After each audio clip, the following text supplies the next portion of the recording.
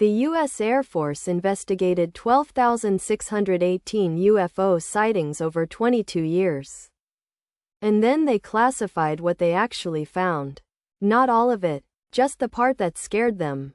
By the end of this, you'll know what Project Blue Book actually concluded. Not the version they released to the public. What cases they could never explain. And why the final report buried the one finding that changed everything. It starts in 1947.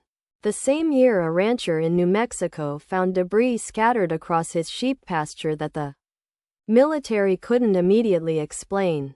The same year a pilot named Kenneth Arnold reported 9 crescent-shaped objects flying near Mount Rainier at speeds he estimated at over 1,200 miles per hour. The press called them flying saucers. The public called them impossible.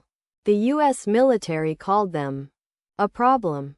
Within months, the Air Force launched Project Sign, the first official government investigation into unidentified aerial phenomena. Sign was followed by Project Grudge. And then, in 1952, came the program that would consume the next 17 years of American military intelligence. Project Blue Book. Headquartered at Wright-Patterson Air Force Base in Ohio, Blue Book had a public mission. Investigate UFO sightings. Determine if they posed a national security threat. And offer scientific explanations to a rattled public. Simple enough. Except the men running it almost immediately realized the explanations weren't simple at all. Some of these things didn't have explanations. And that is exactly where the official story starts to fracture.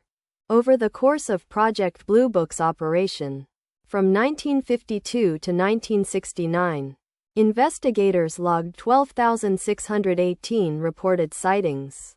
They came from farmers, airline pilots, military officers, radar operators, scientists, people who had reputations to protect, people who, in many cases, submitted to formal interviews, provided physical evidence, and signed sworn statements.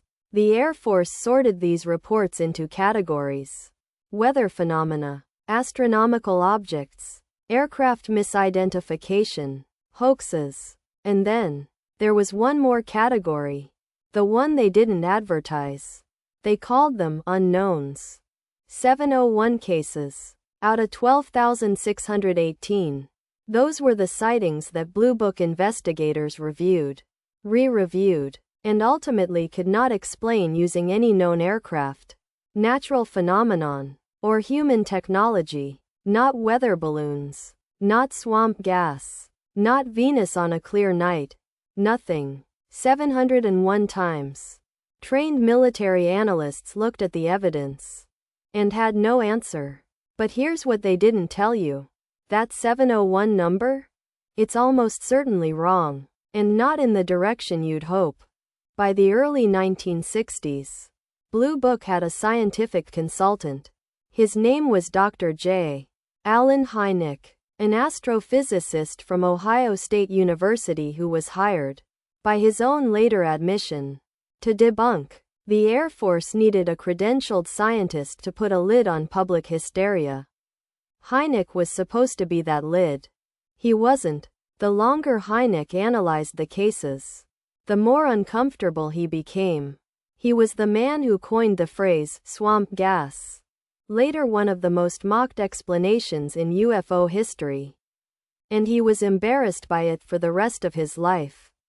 Because he knew, better than almost anyone, that swamp gas did not explain what witnesses in those 701 unknown cases were describing. In 1972, 3 years after Blue Book was officially shut down, Hynek published a book. In it, he wrote something that should have shaken the scientific establishment to its core.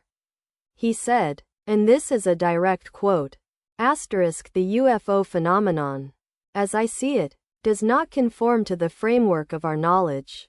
A man who spent 17 years as the Air Force's official debunker concluded it was real, or at least, that something was. But before we get to what Blue Book actually found in its most classified cases, you need to understand something even stranger about why the program ended at all.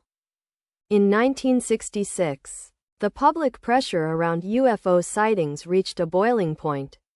There were mass sightings over Michigan, over Ohio, reports from police officers, military personnel, civilians, all in the same week. Congress demanded answers. The Air Force commissioned an independent scientific review. The Condon Committee, led by physicist Edward Condon at the University of Colorado. Here's what you need to know about the Condon Report. Its conclusion, published in 1968, stated that further study of UFOs was unlikely to yield scientific progress and was not worth government resources. Case closed. Blue Book was shuttered in December 1969. Except, the Condon Committee's own data contradicted its conclusion. 30% of the cases it reviewed were listed as unexplained within the report itself. Condon personally dismissed the phenomenon while his own scientists couldn't explain nearly a third of what they examined. Committee member Dr. David Saunders was fired for leaking an internal memo, later called the trick memo, that revealed Condon had decided the conclusion before the investigation began. The shutdown wasn't the end of the investigation. It was the end of the public investigation. What came next was buried so deep it took decades to surface. Here it is, the part they didn't put in the press release. Among Blue Book's classified files, documents that only began surfacing through Freedom of Information Act requests in the 1970s and 1980s, were cases so anomalous that investigators used language the Air Force had explicitly told them not to use. Words like intelligently controlled, words like no conventional explanation possible. In case 10,073, the 1966 Portage County, Ohio chase, where multiple police officers pursued a glowing object across two counties for 85 miles. The official Blue Book conclusion listed satellite and possible misidentification. The officers were furious. They had driven 85 miles chasing it. One of them said, on record, I know what a satellite looks like. I know what Venus looks like. I know what a helicopter looks like. This was none of those things. But the case that truly breaks the framework is the RB-47 incident of 1957. A U.S. Air Force electronic reconnaissance jet was tracked simultaneously by its own onboard electronic countermeasures equipment, by ground radar in 3 states, and visually by the crew, as an unidentified object paced it, disappeared, and reappeared at a different location for over an hour.